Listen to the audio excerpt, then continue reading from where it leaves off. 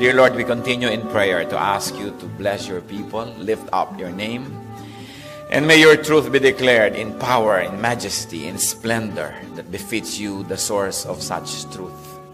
Dalangin namin, Panginoon, na inyo pong kabutihan ng maghari sa aming kalagitnaan. Even as we are gathered here enjoying your protection, may you also protect our loved ones who are out of sight right now. May you protect all the things that you've given us, even properties, O Lord, that are now under your care. Hinihiling namin, Panginoon, na kami, ang mga tungkulin namin at mga dapat bantayan na ngayon ay di namin nagagawa dahil kami nagtitipon-tipon to worship you. May you take charge and your holy angels guard them against evil men and against evil spirits.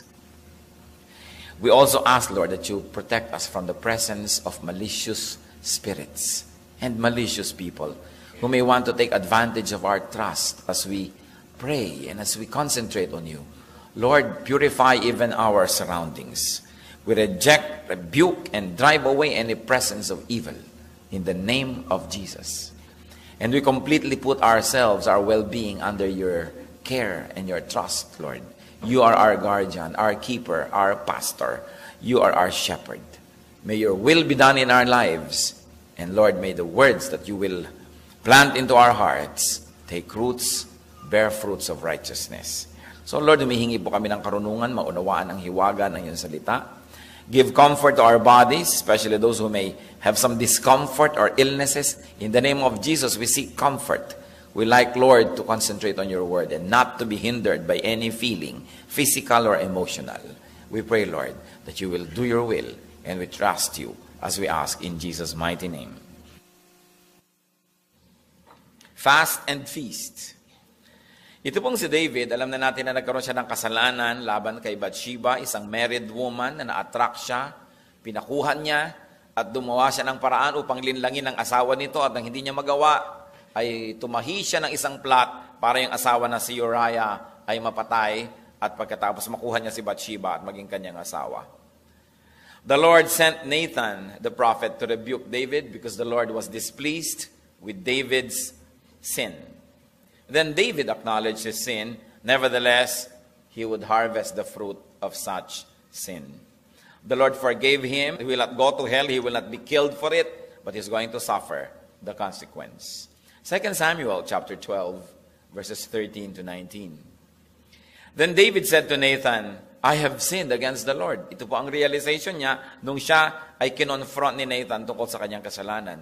Nathan replied, the Lord has taken away your sin. You are not going to die. But because by doing this, you have made the enemies of the Lord show utter contempt, the son born to you will die.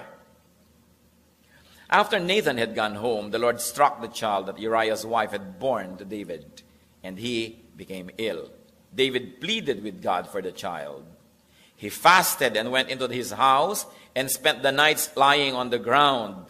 The elders of his household stood beside him to get him up from the ground, but he refused, and he would not eat any food with them. On the 7th day, the child died.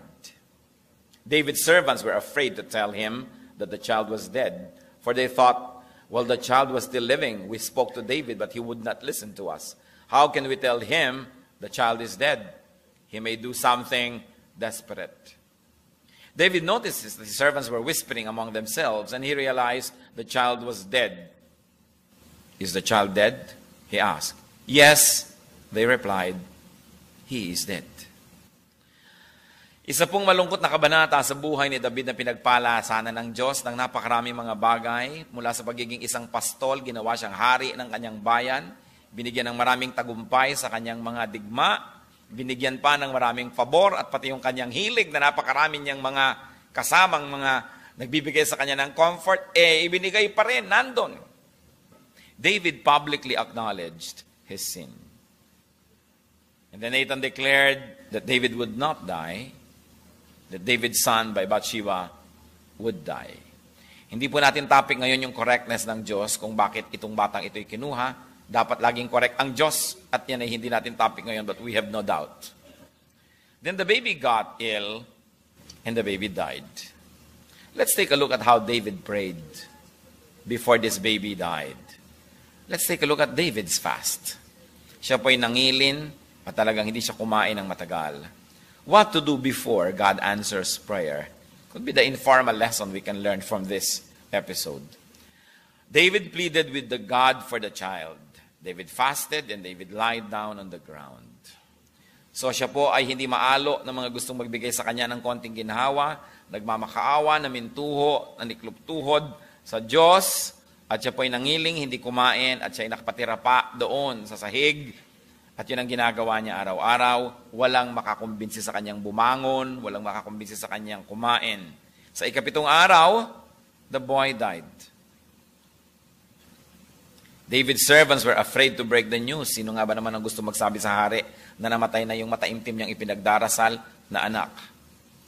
David noticed his servant's behavior and asked if the child was dead.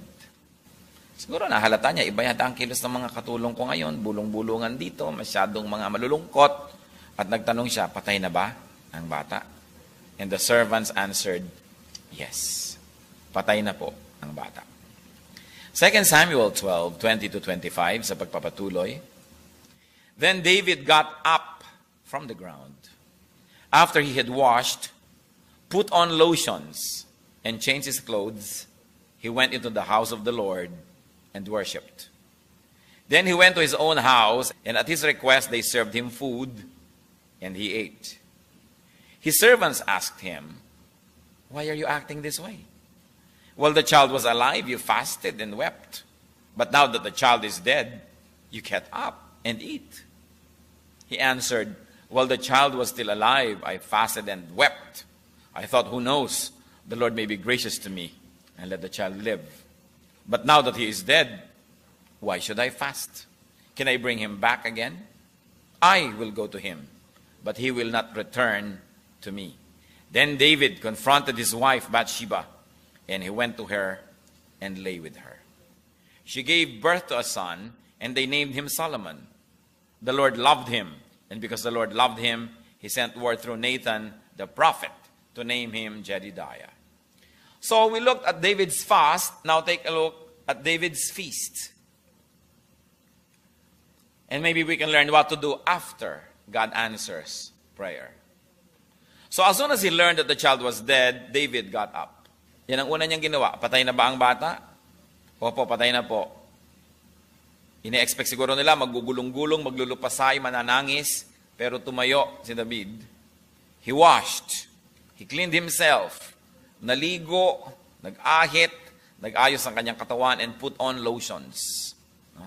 Mga pabango, pampaginhawa, change his clothes. So hindi siya nagbibihis, wala na siya nagluksa, nagbihis siya ngayon, and went into the house of the Lord and worshipped. No? He groomed himself for worship. And then he went home and he ate. Nagtaka ang mga katulong. Pambihira itong amo natin. Dasal ng dasal, ayaw kumain nung buhay ang bata. Ngayong namatay, ngayon kumain. Ngayon nagbihis, ngayon naligo, at ngayon siya lumabas sa mundo. His servants were bewildered and asked why David fasted and wept when the child was alive, but got up and ate when the child was dead.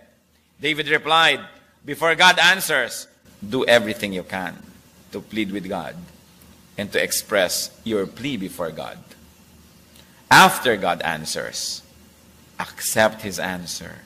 Get on with life. Look at the positive side of the answer. Nakikita po natin yun. Sabi nung buhay pa, nakiusap sa Diyos. Sinong nakababatid sa atin kung ako'y pakinggan, kahabagan, at pagbigyan. Subalit ngayong sumagot na, tatanggapin ko na ang sagot. Ano pa ang gagawin ko? Makiusap ang muli, lalo pang palungkotin ang aking buhay. Tuloy ang buhay. I'm going to rise, wash, change my clothes, put on lotions, and worship the Lord. Then, having been comforted, he was now ready to comfort someone else. Yung ina nung namatay na bata, so David comforted Bathsheba. And David went on with life. He lived with his wife normally and positioned himself to receive God's possible blessing.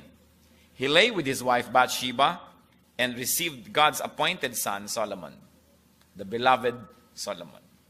So namatay ang anak. Matapos ang pakinikluhod sa Diyos, ang pagsusumamo, namatay ang anak. Bumangon, nagbihis, sumamba, kumain, at muli niya uling itinuloy ang kanyang buhay, sumama sa kanyang asawang si Bathsheba, at binigyan sila ng anak na si Solomon, na ating kinikilala ngayon na pinakamatalinong taong lumakad sa balat ng lupa. What can we conclude? And what can we learn from such an episode in David's life? Praying is asking God to do what we want, but according to His will. Mananalangin tayo. There is submission. Our prayer may be accompanied by fasting, by fervent pleas, and by expressive acts. But praying is being ready for God's answer, even for a no. Ang no ng Panginoon ay kasing tamis ng kanyang yes. Pareho lang nagaling sa bibig ng Panginoon, so blessing yon. Yung sinabi ng Lord na go and stop, magkamukha lang yun ang halaga. Yung sinabi ng Panginoon na bibigyan kita at di kita bibigyan. Bibigyan kita, babawian kita. Magkasing halaga lang yun sapagkat ang Diyos ting may ginagawa, ting may sinasabi.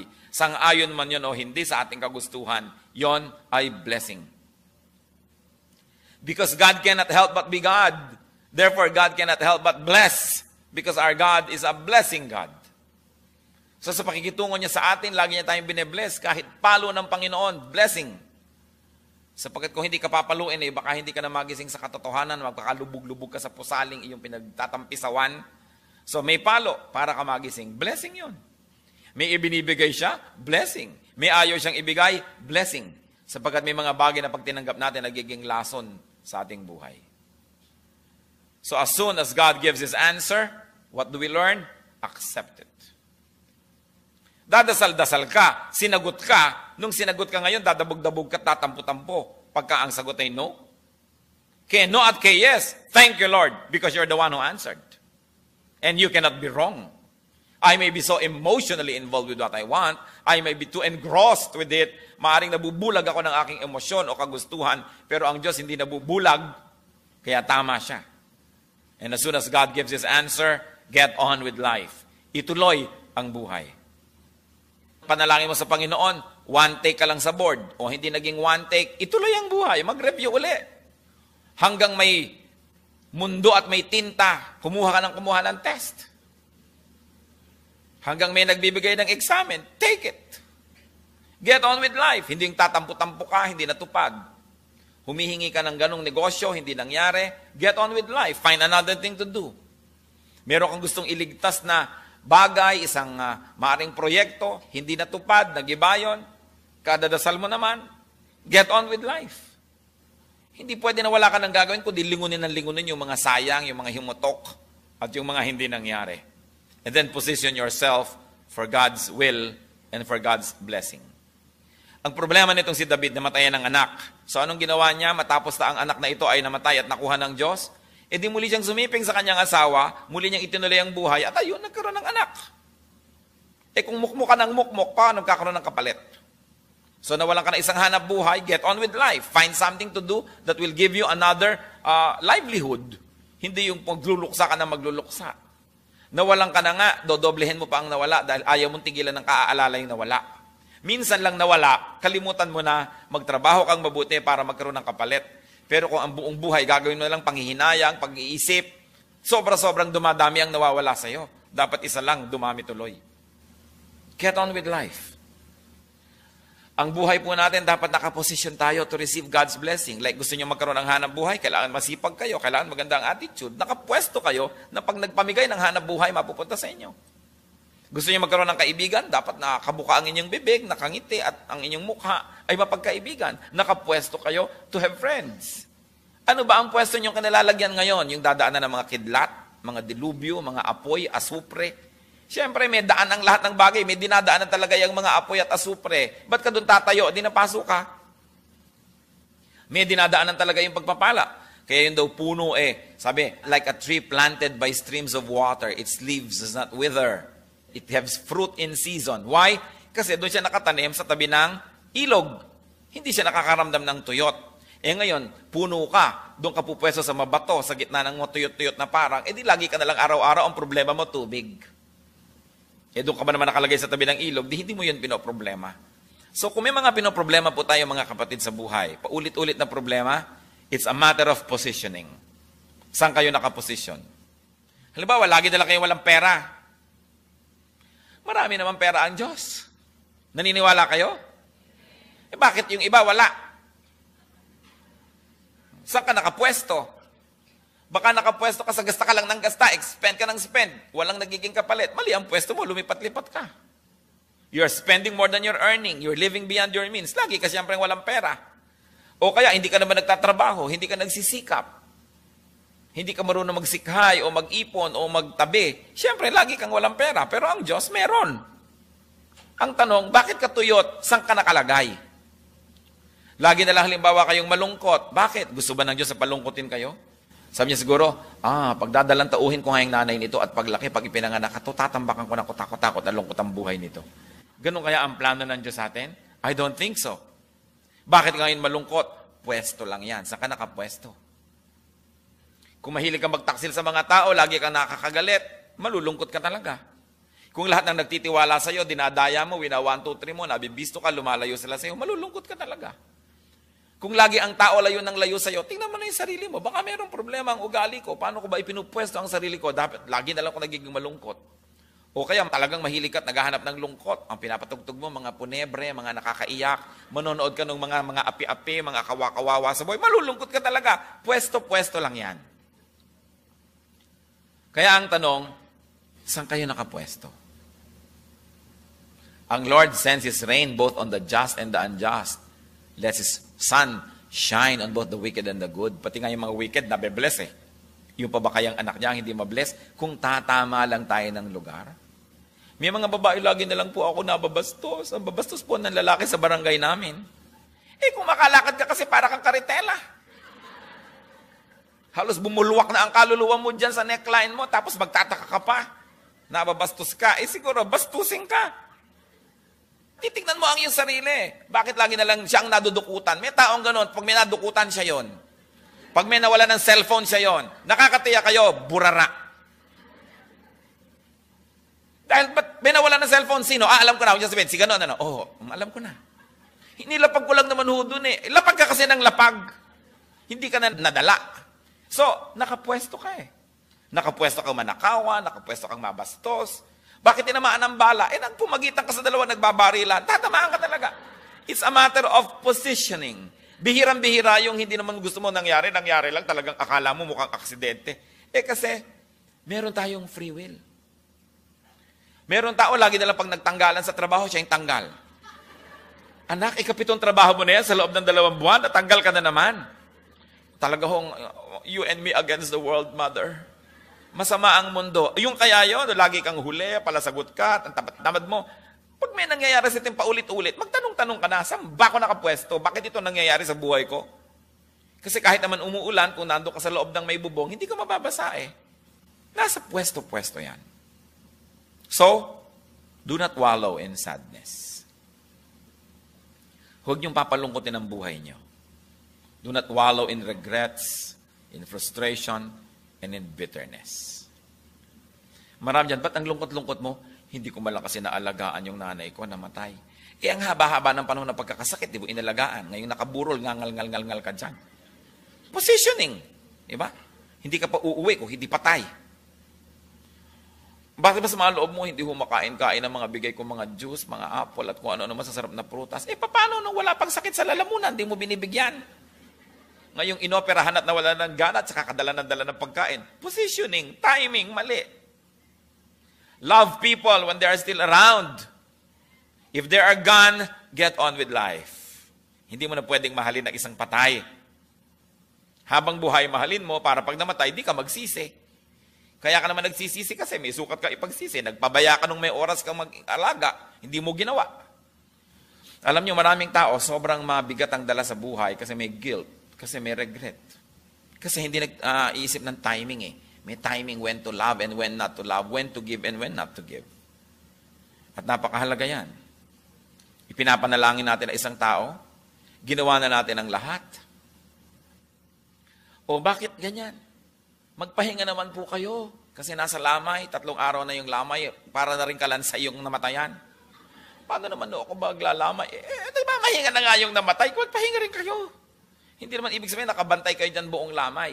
Nagbantay na kayo ng may sakit, tama na yon. Ngayon namang namatay na, ibigay nyo na sa Diyos, magpahinga naman kayo. Wala nang magagawa eh. Kaya dapat po ay tinitingnan natin hanggang saan. May magagawa, gawin. Pag kayo na ang dulo, tama na. God does not allow us to get into situations beyond our strength, beyond what we can bear. Ba't may nababali? Ba't may nagbe-break? Bakit may bumibigay? Kasi kinakaya nila ang di naman kaya. Binubuhat ang di dapat buhatin, binabalikat ang di dapat balikatin. Kaya sa kabila ng lahat ng pananalangin na wala pa rin ang bata, God knows best. God knows best. Sino makapagsasabi kung yung batang yun ay lumaki ay maging tampulan lang ng tukso buong buhay kasi sa sitwasyon kung paano siya naipaglihi masyadong questionable. Sinong makapagsasabi? Kung nag-contraceptive tong nanay, walang nangyari. Pagkatapos kung natuloy pala yun na ipinanganak ng buhay, baka may mga kapansanan. Sinong makapagsasabi? Ang alam lang natin, mas mabait ang Diyos kesa sa atin. Therefore, yung ginawa niya, yun ang pinakatama sang-ayon sa kanyang alam. Ang trabaho po natin, hindi sisihin ng Diyos, hindi tuligsain ng Diyos. Ang trabaho natin, isunod at isusog sa kalooban ng Diyos ang ating sariling kalooban. Huwag tayo makikipagtunggali sa Diyos dahil hindi naman tayo mananalo at hindi naman tayo dapat manalo kung nakikipagtunggali tayo sa Diyos. Kaya sumunod. Kaya sabi ng panalangin, sundin ang kalooban mo dito sa lupa gaya ng sa langit. Kung anong kalooban ng Diyos? Meron tayong strong feelings, we have strong opinions, we have strong likes and dislikes. But no matter how much strong that is, dapat willing tayong pag sumagot na ang Diyos, tapos na ang argumento. Sumagot na siya, yun na. Get on with life. How do you react to God's answer to your prayer? Kailangan po pag sumagot na ang Panginoon ng no, tama na. Kaya kailangan din naman marunong tayong makiramdam kung sinagot na tayo ng no. Pastor, 9 na taon ko na pong ipinapanalangin ito eh. Tulungan niyo naman ako manalangin. Sister, baka naman sinagot na kayo ng no, nung 12 taon pa lang. Meron kayong 7 taon na nasayang, kapipilit sa Diyos, hindi niyo naman kayang baguhin ang kanyang isip. So baka tama na yung panalangin na yan, tanggapin niyo nang sinagot na kayo. But of course, we need to pray for discernment. Kung ang sagot ng Diyos no na, wait. Ngayon, halimbawa, may hinihingi kayo sa Diyos, ang sagot niya, wait, ituloy niyo uli ang buhay niyo, hintayin niyo lang dumating. Tigilan niyo siya na kadadasal. Kasi kung sumagot na ng wait, hindi ba tao at may nagsabing, bigyan niyo po sa kanya, no, sige, abangan mo, hintayin mo na lang. Tapos araw-araw, nandun katok ng katok sa'yo, text ng text sa'yo, di ba nakakayamot?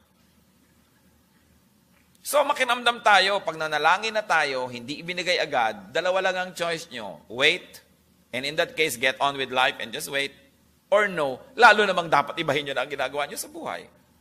Huwag pilitin ng Diyos. Ang Diyos ay mabuti. Hindi natin siya kailangan kumbinsihin na maging mabuti. Hindi natin siya kailangan pilitin na maging mabuti dahil likas na sa Kanya yung maging mabuti. Kaya kailangan alam din natin kung dapat pa bang ipinapanalangin to o hindi na. Meron po kaya sa atin ngayon, mga kapatid, na wala kayo ngayon dito. Kahit nandyan yung katawan nyo, wala kayo dito, pero yung diwa nyo nasa nakaraan pa. Wala pa kayo rito sa ngayon. Nasa 1962 pa kayo. Mga what if? Mga natali na tayo sa nakaraan. Wala tayo sa katotohanan kasi ang iniisip natin, what if? Dapat hindi ganito ako dapat mayaman na kami noon nasunugan lang kami. Dapat hindi ako talaga ganito. Ganyan ka nga ngayon Diba? So tama na yung mga dapat hindi ganito. Gusto mo magpayaman ka uli, magsikap, magtrabaho. Dapat hindi ako nawala ng nobyo Ayan, 42 na ako. Hindi pa ako medyo put yourself in the market. Diba? May classified ads naman.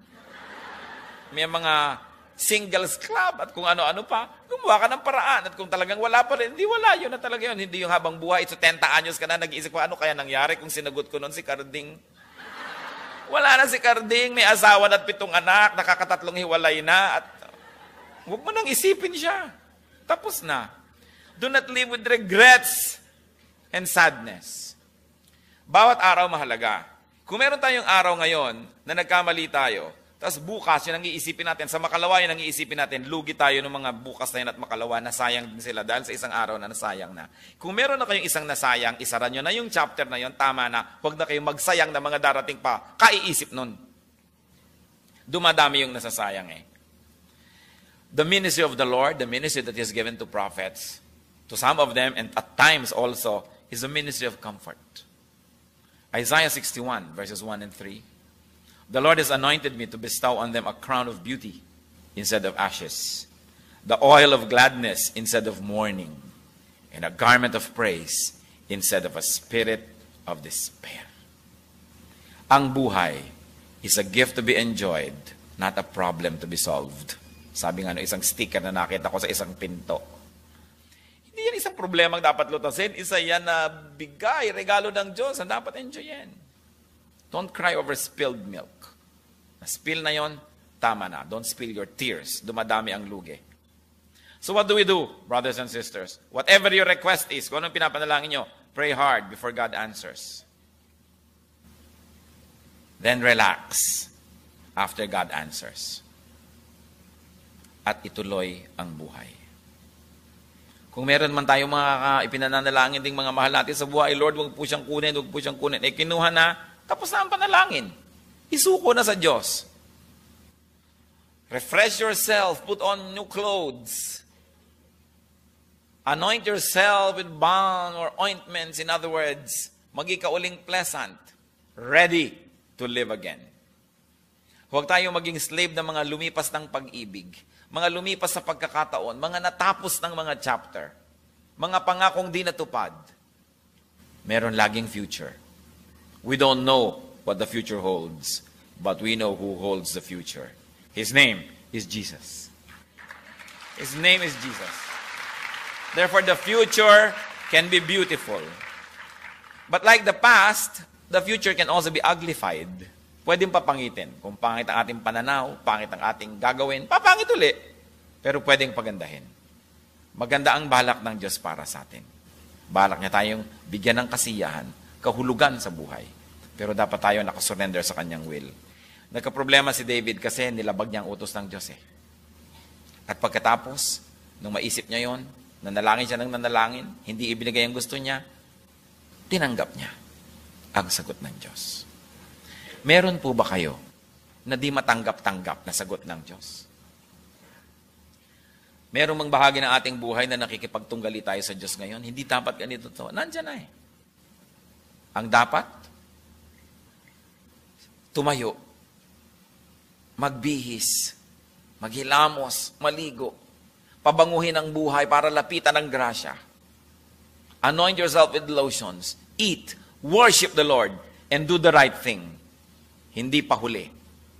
Habang may buhay ang tao, may pag-asa siya. Hindi pa huli, kasi may panahon. At ang Diyos ng panahon. Ama naming Diyos, kami po'y lumalapit sa inyo. Salamat maaari kaming matuto sa kasaysayan ni David. Kami mga tulad niya na mga nawalan, ituro niyo sa amin ang lubos sa pagtitiwala sa inyo. Na kung kinuha niyo at nawala na, Panginoon, that we should get on with life. Dahil marami pang pwede kayong ibigay. Tulad niya, binigyan niyo pa ng anak na si Solomon. Marami kayong pwedeng ibigay na kapalit sa mga nawala sa amin. Maaari kayong magpagaling ng mga sugat namin, magpahilom ng aming mga karamdaman. Maaari kayo, Panginoon, magbigay ng mga taong kapalit ng mga taong nawala na sa aming buhay. Walang imposible sa inyo. Ituro nyo sa amin. Na hindi ko man namatayan na kami ng magulang, ng anak, ng asawa, ng kaibigan, parang wala na rin kwenta ang buhay namin at gusto na rin naming mamatay. Lord, ituro mo sa aming kadayaan ito, pandaraya ng kaaway. Na ang buhay ay